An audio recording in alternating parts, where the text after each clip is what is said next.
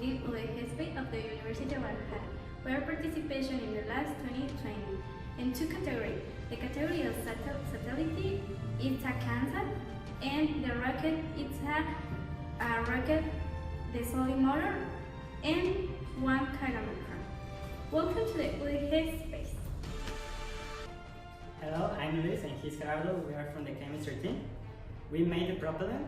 Well, firstly, we can get potassium nitrate at chemistry pure, so we decide to purify the potassium nitrate that we have. Before that, we mix the potassium nitrate with dextrose and a little bit of medium. Before that, we heat the potassium nitrate in all the mix to get a very bony and put the compound in a tube to get the grain. We use OpenMotor and Rocket software to evaluate the characteristics of propellant, and then we did some tests. Hi, my name is Isaac and I'm from the mechanical department, and I'm going to explain to you what we did on this project. Well, first of all, we made our design in open rocket so we can simulate and approximate the rocket's behavior in the flight. So after doing this, we passed all our data to a 3D modeling, 3D CAD software, where we approximated also the dimensions of our rocket. Afterwards, we chose the materials for our rocket, where we chose the PVC tube for our body's fuselage, and for the ogive and the fins, we chose a PLA 3D print material, so it can have the resistance it needs to have, and also it's a light material, so it will help us in this situation.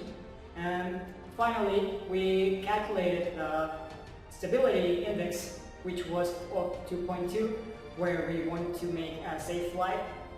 We try to use that index so the rocket will fly as before.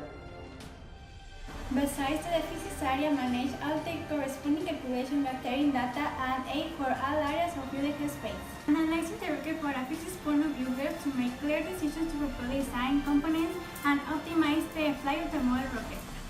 To protect the interior of the fuselage from an estimated temperature of 4,900 degrees Fahrenheit and a pressure of almost 900 psi, the motor will be placed inside a rechargeable casing, which gives us certainty of positioning within the rocket and a reliable grip during flight stress.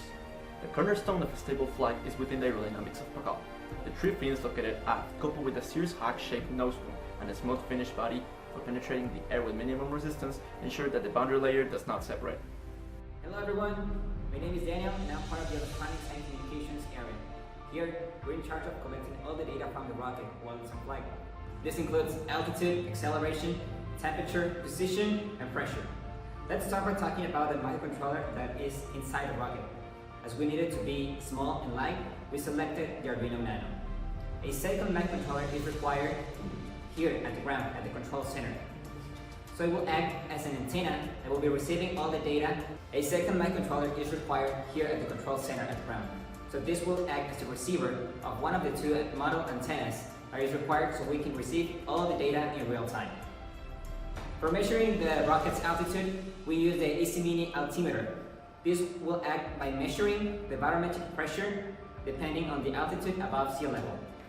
This sensor will also help us determine when to deploy the recovery system. For the CANSAT, the first thing that we did was decide the shape of the container, and then we chose the materials for the CANSAT. The material chosen for this was aluminum, and when we chose this material, we run simulations in a design program, and at the same time we consult with an expert in materials so the material can hold the high temperatures, and now we're ready to start the construction of the CANSAT.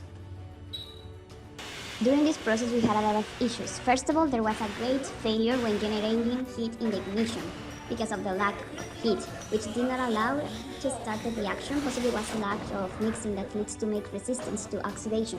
Also, the dimensions of the rocket changed at the end, so there was a change in weight and gravity concentration point in the rocket.